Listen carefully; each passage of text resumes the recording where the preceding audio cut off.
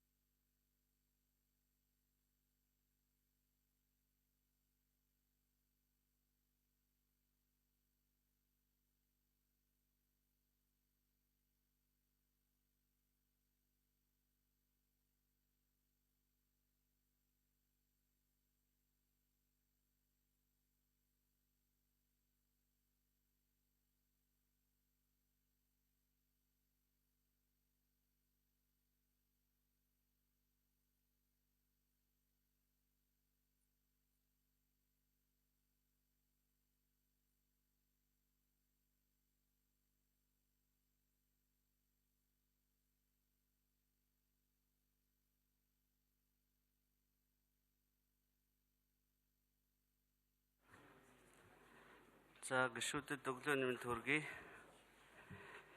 Улсын их хурлын 2015 оны хаврын ээлжид чуулганы хуралдаан нээснийг мэдэгдэе.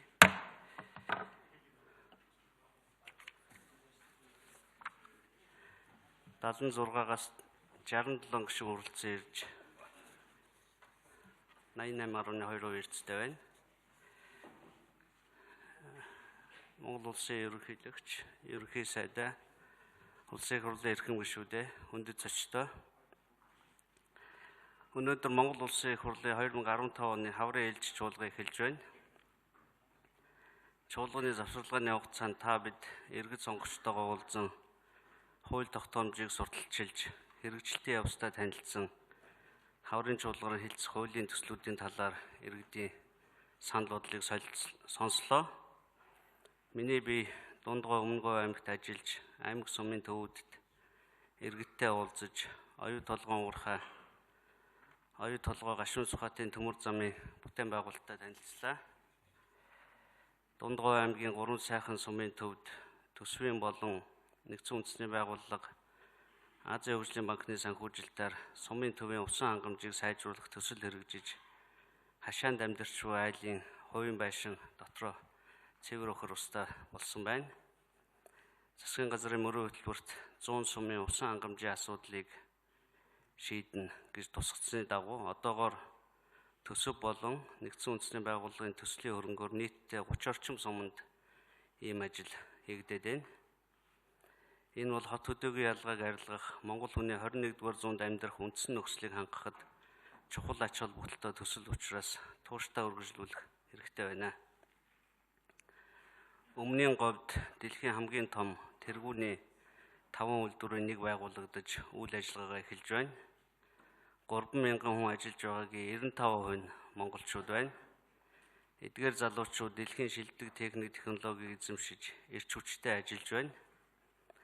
Эрдэнэт үйлдвэрээс 2 дахин их бүтээгдэхүүн үйлдвэрлэж, Монголд үйлдвэрлэв гэсэн шошготой зэсийн баяжмал савлагдаад экспортлогдож байна. ил уурхай дээр Монголын засгийн газар өөрт хамаарах бүх асуудлаа шийдэлсэн болохоор одоо хөрөнгө оруулагчид зээлээ аваад далд уурхайгаа ажилуулах хэрэгтэй байна. Энэ талаар оюутлогоо удирдлагуудаа уулзах үедээ байр сууриа илэрхийлсэн. 5-7 гашуун сухай чиглэлийн төмөр замын ажил эрчимтэй явагдаж байна. Төмөр замын тээврийн тухай хууль, үндэсний аюулгүй байдал, эдийн засгийн аюулгүй байдал, үндэсний төмөр замын сүлжээ байгуулах зэрэг шаардлага зорилтыг үндэслэн 5-7 гашуун сухатын төмөр зам бол төрийн өмч компани мэдэлд байна гэсэн шийдвэрийг 2011 онд үндэсний аюулгүй байдлын зөвлөл гаргасан. Энэ шийдвэрийг засгийн газар мөрдөж ажиллах ёстой. Уул уурхайн бүтээгдэхүүний үнийн уналт эдийн засгийн өсөлтөд муугар нөлөөлж байгаа хэдий ч уул уурхайн бус зарим салбарын экспортод ахис дэвшил гарч байна. Үүнийг өмнөх онтой харьцуулахад 2015 оны эхний 2 сарын байдлаар нэхэмлийн материал болон нэхмэл бүтээгдэхүүний экспорт 60%, малын гаралтай бүтээгдэхүүний экспорт 25% гэх мэтээр өссөн дүн харуулж байна. Энэ хүнд хөнгөн аж үйлдвэрийн салбар жижиг дунд үйлдвэрлэлийг дэмжих бодлогоо тууштай үргэлжлүүлэхийг бидэнд сануулж байгаа хэрэгэ. Иргэд парламент судалдаа бүх нам эвсэл хамтарч засгийн газар байгуулсныг дэмжиж байгаа ч итгэлцлээ батжуулж харилцан зөвшөлдсөж ажлаа эрчимжүүлэхийг анхааруулж байна. Улсын их хурлын эрхэм гишүүд та бүхэн үүнд анхаарлаа хандуулж ажиллахыг хүсэж байна. Улсын их хурлын даргын Япон, Холбооны Бүгд найрамдах Герман улс, Бүгд найрамдах Польш улсад хийсэн албан ёсны айлчил амжилттай болж, хоёр талын парламент хоорондын харилцааг өргөх талаар хэлэлцээр хийж, хамтын ажиллагааны олон чухал асуудлаар санал солилцлоо. Монгол улсын их хурл Япон улстай байгуулсан эдийн засгийн түншлэлийн хэлэлцээрийг богино хугацаанд хэлэлцэж баталсан. Япон улсын парламент ойрын хугацаанд батлана гэдгээ илэрхийлсэн. Хоёр орны эдийн засгийн түншлэлийн хэлэлцээр байгуулагдаж байгаа нь Япон улсын аж үйлдвэрийн глобал сүлжээнд нэгдэн орж, нэмэн үртэг шингэсэн бүтээгдэхүүн үйлдвэрлэх боломжийг олох юм а.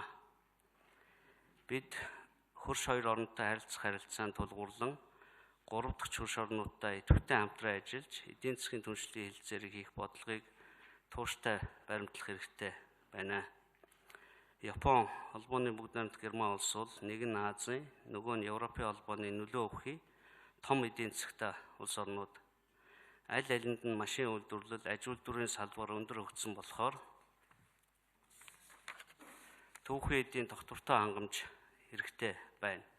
Тэр нь Монгол улсад байна.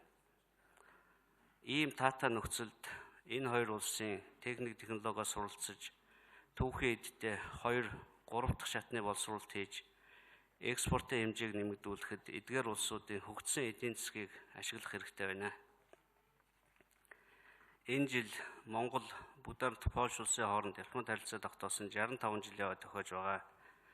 Хоёр орны хоорондын эдийн засаг болон худалдааны эргэлтийг нэмэгдүүлэхийн тулд Улаанбаатар дахь Польшийн элчин сайдын яамны үйл ажиллагааг сэргээх, уул уурхай эрчим хүч, дэд үтсийн салбарт хамтран ажиллах, хоёр улсын хооронд дамжин өнгөрөх тээврийн хэлэлцээр байгуулж худалдааны эргэлтийг нэмэгдүүлэх талаар хоёр талын сонирхол нэгдмэл байна. Дээрх 3 улсын төр засаг аж ахуйн нэгжүүдийн удирдлагуудаа уулзахад өмнө ярьсан хэлэлцсэн асуудлаа ажил хэрэг болгохын төлөө санаачлагтай ажиллахыг бидэнд анхааруулж байна. Энэ бол бодиттой шүүмжил гэж би түлээн авч, засгийн газар улс орнд хийгдсэн гэрээ хэлцлийн гүйцэтгэл татуу хяналт тавьж ажиллах хэрэгтэй. Эрхэм гишүүдээ 2012 оны сонгуулийн үр дүнгээр байгуулагдсан энэ удаагийн улсын их хурлын бүрэн эрхээ хугацаа дуусахад 1 жилийн хугацаа үлдэж байна. Бидэнд хугацаа бага, шийдэх асуудал их байна. Өнгөрсөн хугацаанд бид улс орны хөгжлийн бодлогын олон чухал асуудлуудыг шийдвэрлсэн хэдий ч зайлшгүй хэлэлцэж шийдвэрлэх багагүй асуудал хүлээгдэж байна. Энэ удаагийн хаврын чуулганаар хууль заасны дагуу Монгол улсын эдийн засаг нийгмийг 2014 онд хөгжүүлэх үндсэн чиглэлийн биелэлт болон Монгол улсын засгийн газрын 2014 оны санхүүгийн нэгдсэн тайлан, Монгол улсын 2014 оны төсвийн гүйцэтгэл батлах тухай, Монгол улсын нэгдсэн төсвийн 2015 оны төсвийн хүрээний мэдэгдэл, 2017-аас 18 оны төсвийн төсөөллийн тухай, Монгол улсын эдийн засаг нийгмийг 2016 онд хөгжүүлэх үндсэн чиглэл батлах тухай улсын их хурлын тогтоолуудын төслийг хэлэлцэн баталнаа. Түүнчлэн эрүүгийн хууль, эрүүгийн байдлыг шийдэх хууль, захиргааны хариуцлагын тухай хууль, гэр бүлийн хүчирхийллийн эсрэг тэмцэх тухай, сонгуулийн тухай, улс төрийн намуудын тухай, намуудын санхүүжилтийн тухай зэрэг олон чухал хууль хэлцэгдэнэ. Мөн Монгол улсын төрөөс хүн амын хөгжлийн талаар баримтлах цогц судлага батлах тухай, Монгол улсын хөгжлийн урт хугацааны бодлогын баримт бичиг батлах тухай, төрөөс аж үйлдвэрийн талаар баримтлах бодлого батлах тухай, улсын хурлын тогтоолын төслүүд, хөгжлийн бодлого төлөвлөлтийн тухай, үйлдвэрлэлийг дэмжих тухай, төрийн албаны тухай зэрэг хуулийн шинжилсэн найруулгын төсөл зэрэг хууль тогтоолын төслүүдийг хэлтсэн батлахаар тусгаад байна. Улсын хурлын даргын захирамжаар үндсэн хууль нэмэлт өөрчлөлт оруулах тухай, улс төрийн намын тухай, улс төрийн намын санхүүжилтийн тухай хуулийг нэгтгэх, ерөнхийлөгчийн сонгуулийн тухай, Монгол улсын их хурлын сонгуулийн тухай, аймаг сум дүүргийн иргэдийн төлөөлөгчдийн хурлын сонгуулийн тухай, нийслэлийн иргэдийн төлөөлөгчдийн хурлын сонгуулийн тухай хуулиудыг нэгтгэж, Монгол улсын сонгуулийн нэгдсэн хуулийн төслийг боловсруулах үүрэг бүхий ажлын хэсгүүд байгуулагдсан ажиллаж байна. Сонгуулийн тухай болон улс төрийн намын тухай хуулийн төслүүдийг энэ чуулганаар хэлцэж батлах нь улс төрийн чухал ач холбогдолтой болохыг эрхэм гишүүд та бүхэн ойлгож байгаа гэдэгт итгэж байна. Миний ойлгож байгаагаар эдгээр хуулиудын үзэл баримтлалыг намууд харилцан зөвшөөрсөн тохиолдолд тийм ч олон өөрчлөлт орохгүй явахаар байгаа. Ялангуяа сонгуулийн тухай хууль аль болохоор тогтвортой удаан хугацаанд бүрдэгдэх нь төрийн тогтвортой байдалд чухал ач холбогдолтой гэж үзэж байна. Сүүлийн үед төрийн албан хаагчдыг хомроглон алж байгаа талаар улсын хурлд олон арван гомдол санал ирж байгаад сэтгэл эмзэглэж байна. Төрийн албан хаагчдыг халж солихын тулд намууд хамтарч ажиллаагүй гэдгийг засгийн газар салбар хариуцсан сайд нар анхааралтай авч бүх шатанд халаа сэлгээгээ яаралтай зогсоох хэрэгтэй. Төрийн албан хаагчд бол төрийн албаны хуулиар зохих ёсоор хамгаалагдсан улсуудаа. Тийм учраас төрийн албан зөвлөл энэ асуудалд анхаарлаа хандуулж хуулийн хүрээнд хатуу хяналт тавьж ажиллахыг үүрэг болгож байна. 5 толгойн ордыг ашиглах хэлтсээрийн явуулсыг улсын хурлын зүгээс анхааралтай ажиглаж байгаа. Монгол улсын үндсэн хуулийн зааснаар газрын хэвлэл, түүний баялаг, төрийн өмч мөн 5 толгой нүүрсний ордыг улсын төсвийн хөрөнгөөр хайгуул хийж нөөцийг нь тогтоосон стратеги орд юм а. Засгийн газар улсын хурлын 2010 оны 39-р тогтоолын хүрээнд 5 толгойг ашиглах уралдаан шалгаруулалтыг явуулж байгаа. Гэтэл 5 толгой ордыг ашиглах талаар явагдаж байгаа хэлтсээр нь улсын хурлын 2012 оны 37 дугаар тогтоолоор баталсан Монгол улсын засгийн газрын 2012-оос 16 онд хэрэгжүүлэх үйл ажиллагааны хөтөлбөрийг зөрчиж байна. Энэ талаар улсын хурлын удирдлага байр суурь албан ёсоор илэрхийлж 2015 оны 4 сарын 3-ны өдөр засгийн газар түргүүлсэн. Энэхүү хэлтсээрийг байгуулж байгаа нөхцлөөс харахад Монгол улсын эдийн засаг нэг зах зээлээс бараг бүрэн хамааралтай болох нөхцөл үүсэж байна. Энэ нь 2010 онд улсын хурлаар баталсан үндэсний аюулгүй байдлын үзэл баримт заасан нэг улсын хөрөнгө оруулалтыг нийт хөрөнгө оруулалтын 3/1-ээс ихгүй байлгана гэсэнтэй нийцэхгүй байна. Засгийн газрын байгуулахаар төлөвлөж байгаа гэрээ хэлтсээрийн төслийг өнөөдөр өглөө нэхэж авсан. Гэрээ хэлтсээрийн төслийг эрхэм гишүүд та бүхэнд хүргүүлсэн байгаа. Та бүхэн эдгээр гэрээг уншаад засгийн газар яагаад улсын хурлаар хэлтсүүлэхгүйгээр чуулган нэгдэж байгаа энэ өдөр яаран шийдвэрлэх гэж байгаа ойлгох болно. Өнөөдөр байгуулахаар төлөвлөж байгаа эдгээр гэрээ хэлтсээрийн төслийг харахад Монгол улсын үндэсний эрх ашигыг хангаж чадаагүй байна. Тухайлбал Монгол улсын засгийн газрын үүрэг маш тодорхой хугацаатай байгаа бол гэрээ байгуулагч нөгөө талын үүрэг нь хугацаагүй, зорилтын шин чанартай, зорилго биелэгдээгүй тохиолдолд хүлээх хариуцлага байхгүй байна. Мөн 5 толгой ордыг ашиглах гэрээ 30 жилээр байгуулж, дахин 30 жилээр сунгах, иргэдийн эзэмшиж буй 1072 ширхэг хувьцааг эдийн засгийн эргэлтэнд оруулах тухай ямар ч тохиролцоо хийгдээгүй, нэмэлт тайгуул хийгээд нөөцийг нь яахан тодорхойгүй, 4 тэрбумын хөрөнгө оруулалтад одоо оруулсан Energy Resource компани хөрөнгө оруулалтыг хамруулсан, төмөр зам өргөхдөх бол зөвхөн хөрөнгө оруулагч нөгөө тал хийх эрхийг олгосон, төрийн өмчт Монголын төмөр зам хувьцаат компани зардлыг шалгасны дараа төлөх, нөгөө талын хөрөнгө оруулалтыг үнэлэхгүйгээр байгаагаар нь тооцох зэрэг заалтуудыг оруулж, гэрээ байгуулсны дараа цуцлсан тохиолдолд хөрөнгө оруулагч Шинхua компани 30 жилд олох байсан ашгийг төлөх үүрэг хүлээсэн байна. Эдгээр гэрээ байгуулахдаа Монголын тал ямар ч хуулийн болон санхүүгийн хөндлөнгийн зөвлөгөө аваагүй, харин хөрөнгө оруулагч тал олон улсын нэр хүнд бүхий компаниудыг Deloitte, KPMG зэрэг компаниас үйлчлэг авсан байна. Ийм ноцтой үр дагавартай Монгол улсад ил тохиролтой гэрээ хэлцээр байгуулахыг би зөвшөөрөхгүй. Улсын их хурлын 2010 оны 39-р тогтоолын дагуу 5 ордыг ашиглах гэрээг улсын их хурл яралтай хэлцээ шийдвэрлэх ёстой. Хэрвээ 5 ордыг ашиглах гэрээ хэлцээрийг улсын их хурлаар хилцүүлэхгүйгээр өнөөдөр гарын үсэх шийдвэр гаргасан, гарын үсэг зурхаар оролцсон сайд нарт хариуцлага тооцсон огцруулахыг санаачлах болно. Эрхэм гишүүдээ, энэ хаврын чуулганаар цаг хугацаа тулсан олон чухал асуудал хэлцэгдэх учир байнгын хороо нам эвслийн бүлэг нэлээд ачаалттай ажиллана. Бодит байдалд дүгнэлт хийж эрхэм гишүүд та бүхэн нам эвслийн бүлэг байнгын хороо чуулганы үйл ажиллагаанд идэвх санаачлалаа оролцож хэлцгээр төлөвлөсөн асуудлаа бүрэн шийдвэрлэнэ гэдэгт итгэж байна. Бидэнд маш бага хугацаа үлдэж байгаа гэдгийг дахин сануулъя. Та бүхэнд ажлын амжилт хүсээд улсын их хурлын 2015 оны хаврын ээлж чуулганы ажиллагаа нээснийг мэдэгдэе.